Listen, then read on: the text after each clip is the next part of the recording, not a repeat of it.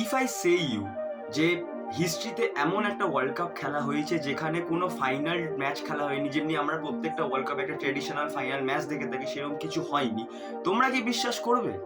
Obviously না। কিন্তু yes guys, এরকম একটা ওয়ার্ল্ড কাপ হয়েছে এর আগে। Welcome to world cup diaries part 4।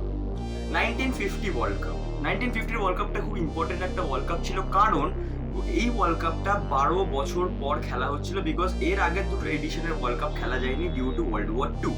তো এই ওয়ার্ল্ড কাপে মাত্র 13টা টিম পার্টিসিপেট করেছিল। অ্যান্ড মাইন্ড ইউ, এই ওয়ার্ল্ড কাপটাই ছিল হচ্ছে সেই ওয়ার্ল্ড কাপটা যেখানে আমাদের দেশ ইন্ডিয়া চান্স পেয়েছিল খেলার জন্য, বাট আনফর্চুনেটলি তৎকালীন এআইএফএফ প্রেসিডেন্ট বা পুরো এআইএফএফ এর যে হোল সেট আপ ছিল, তারা এগ্রি করে যে আমরা টিম পাঠাবো না, তো উইথড্র করে নেয় ইন্ডিয়াও সেখান থেকে। এবার সেই বছর ওয়ার্ল্ড কাপটা হয়েছিল একটা পুরোপুরি রাউন্ড রবিন সিস্টেমে।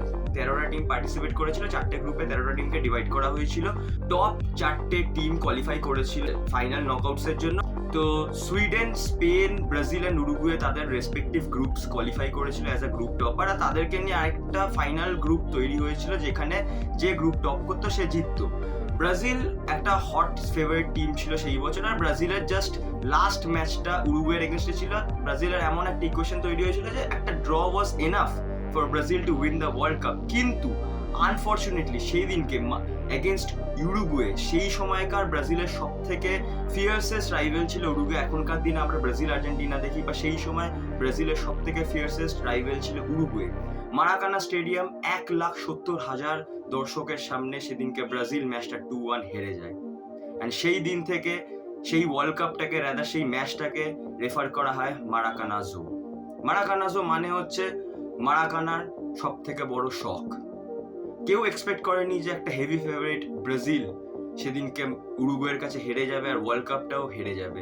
সো ব্রাজিলকে হারিয়ে উরুগুয়ে গ্রুপ টপ করে সেই টপ 4টে টিমের গ্রুপটাকে, and Uruguay won their second world cup. And সেই ওয়ার্ল্ড কাপটাই ছিল লাস্ট ওয়ার্ল্ড কাপ যেখানে ব্রাজিল হোয়াইট জার্সি ইউজ করেছিল। তারপর থেকে Brazil shifted to their traditional yellow jersey.